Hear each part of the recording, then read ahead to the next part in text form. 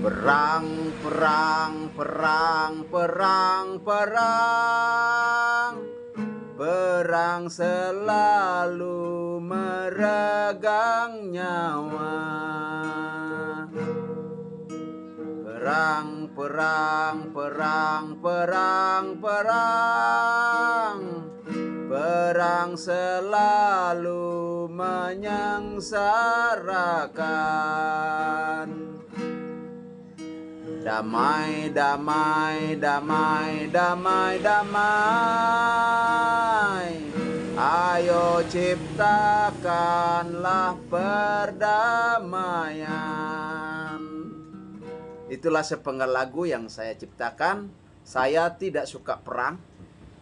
Sebenarnya saya pun tidak suka membahas tentang peperangan, karena sebenarnya tidak ada gunanya.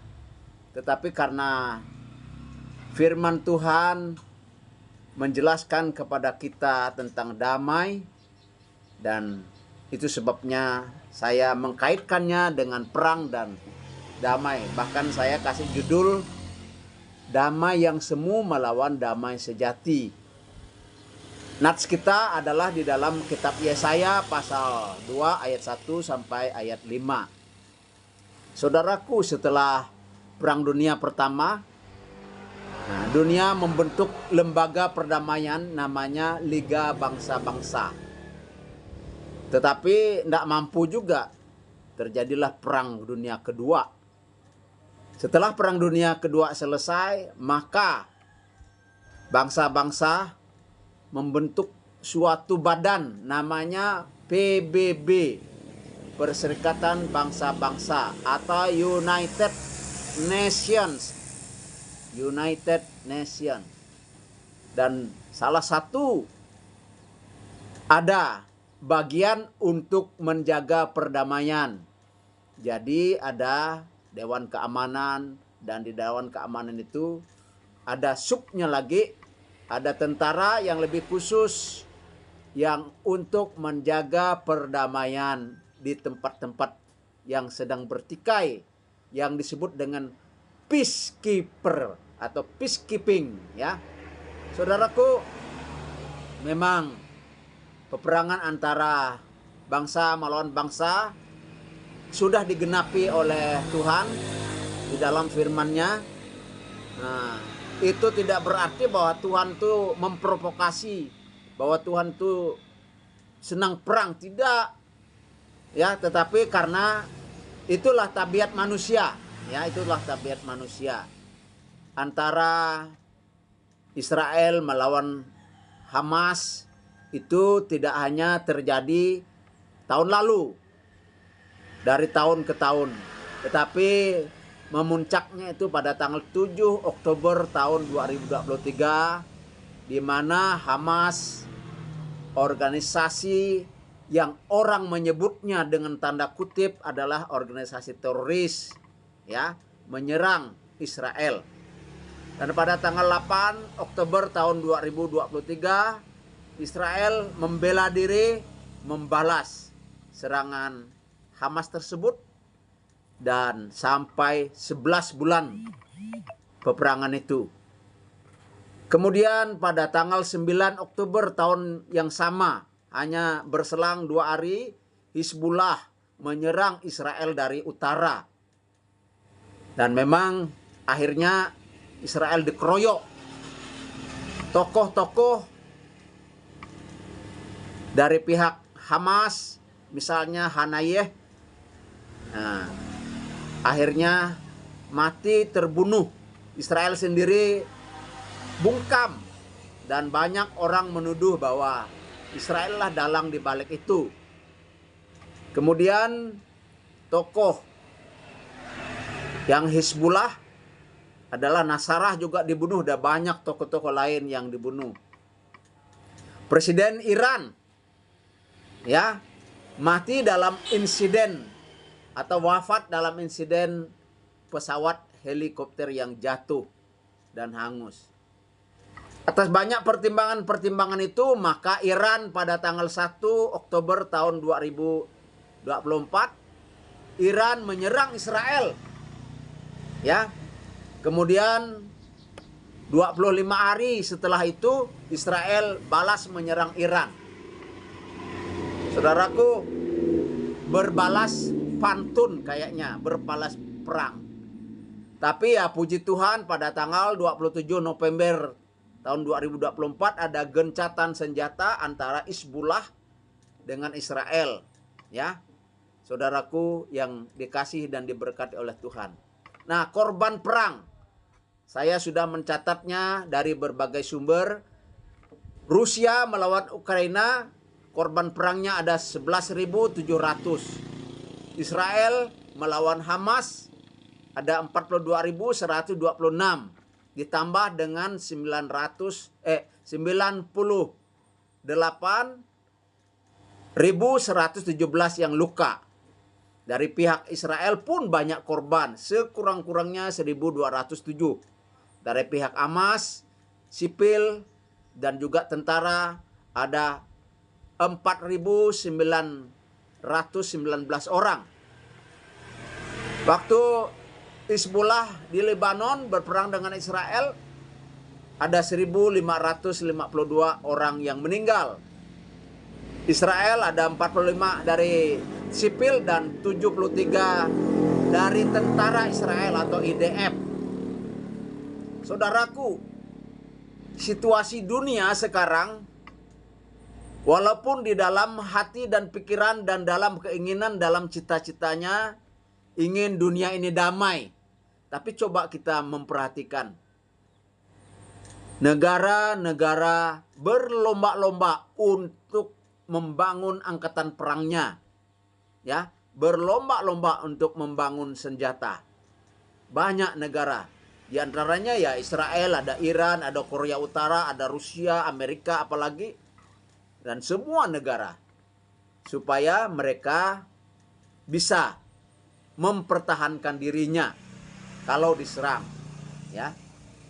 Dan saudaraku, Yesaya pasal 2 ayat 1 sampai ayat 5. Firman yang dinyatakan kepada Yesaya bin Amos tentang Yehuda dan Yerusalem akan terjadi pada hari-hari yang terakhir. Gunung tempat rumah Tuhan akan berdiri tegak di hulu gunung-gunung yang menjulang tinggi di atas bukit-bukit. Segala bangsa akan berduyun-duyun ke sana. Dan banyak suku bangsa akan pergi serta berkata, mari kita naik ke gunung Tuhan, ke rumah Allah Yakub, supaya ia mengajar kita tentang jalan-jalannya, dan supaya kita berjalan menempuh jalannya. Sebab dari Sion akan keluar pengajaran dan firman Tuhan dari Yerusalem. Ia akan menjadi hakim atas bangsa-bangsa. Ia akan menjadi hakim antara bangsa-bangsa. Dan akan menjadi wasit bagi banyak suku bangsa. Maka mereka akan menempa pedang-pedangnya menjadi mata bajak, dan tombak-tombaknya menjadi pisau pemangkas.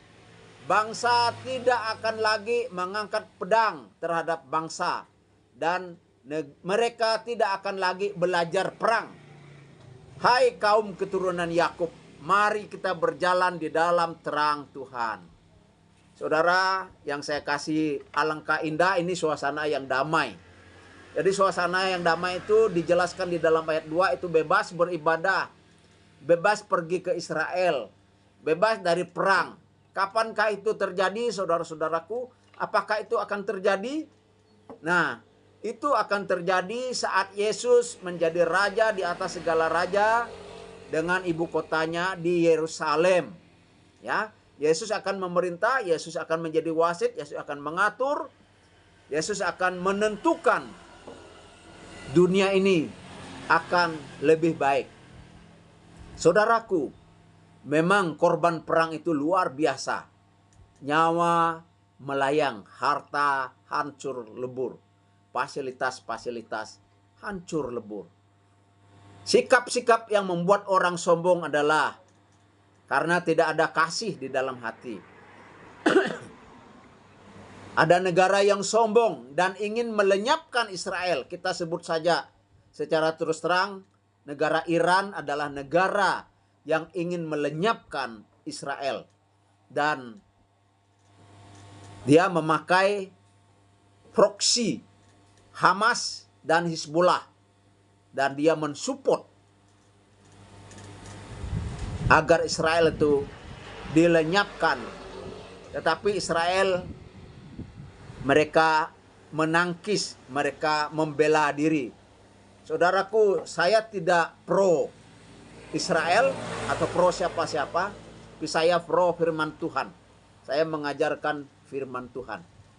Suasana damai yang dicita-citakan di dalam Yesaya pasal 2 ayat 1 sampai ayat 5 itu tadi, bebas beribadah, bebas ke Israel, bebas dari perang. Nah, itulah sesungguhnya damai yang sejati.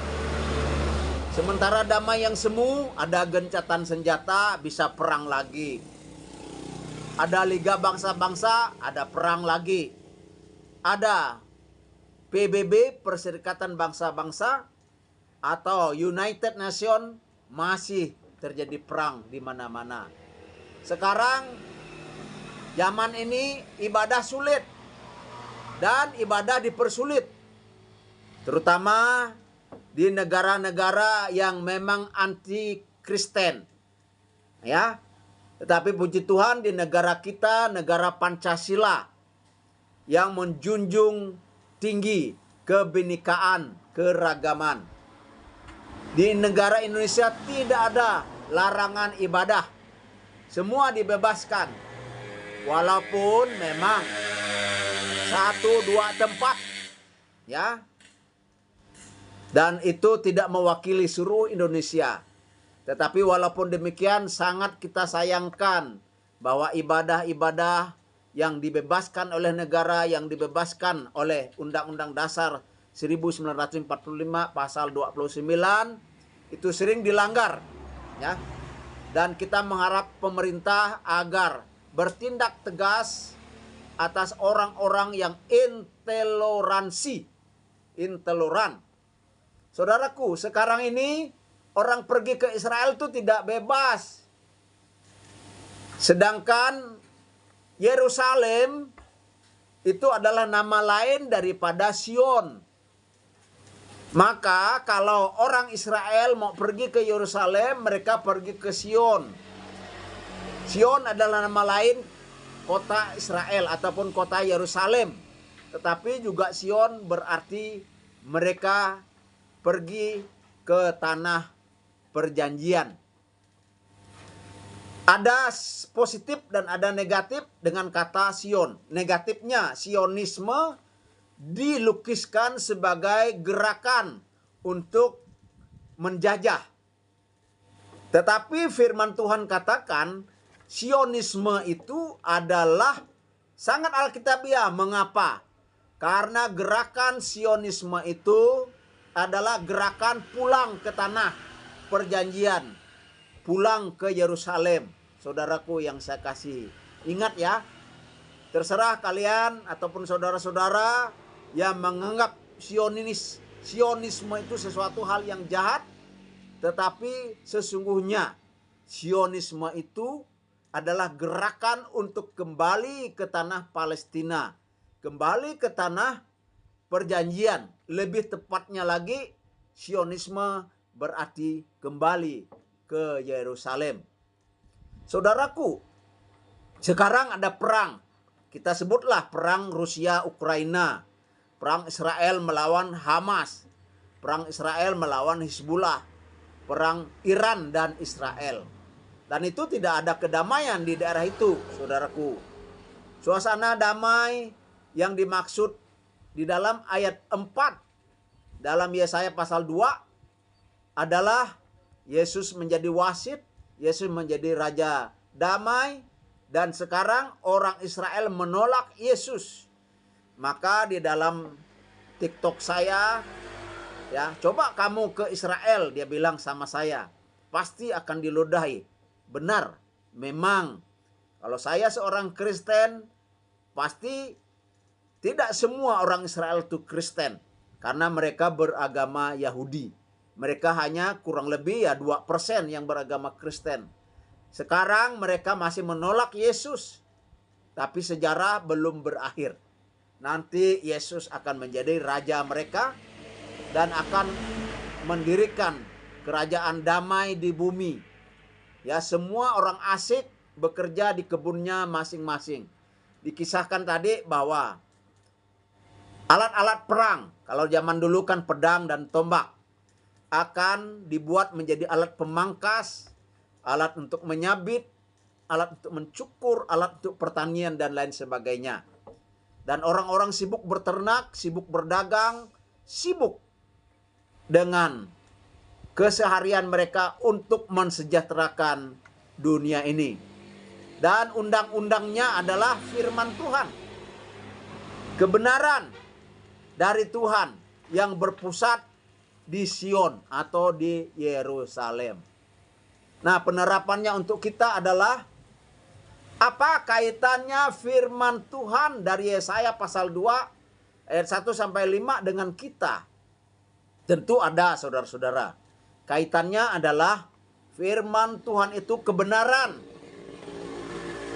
Walaupun sekarang belum terwujud, itu akan terwujud. Ini kebenaran, ini firman Tuhan. Dan ini masih berupa nubuat.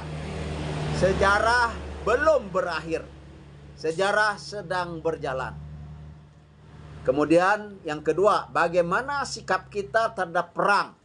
Baik itu perang Rusia, Ukraina, perang Israel melawan Hamas, perang Hizbullah melawan Israel, perang Iran dengan Israel. Saudaraku, kita cinta damai.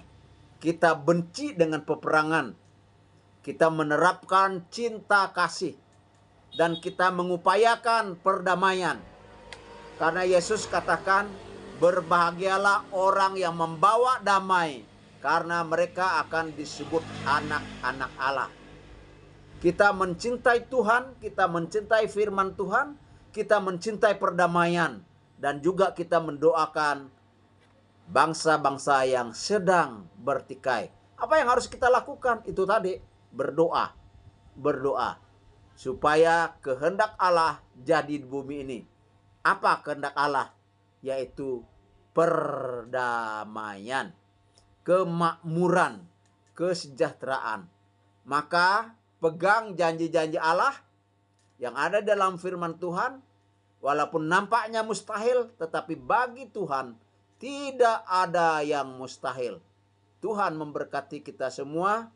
Salam untuk kita semua. Bersama Yesus ada masa depan. Bersama Yesus masa depan cemerlang. Pasti, pasti, pasti. Haleluya. Tuhan memberkati kita semua.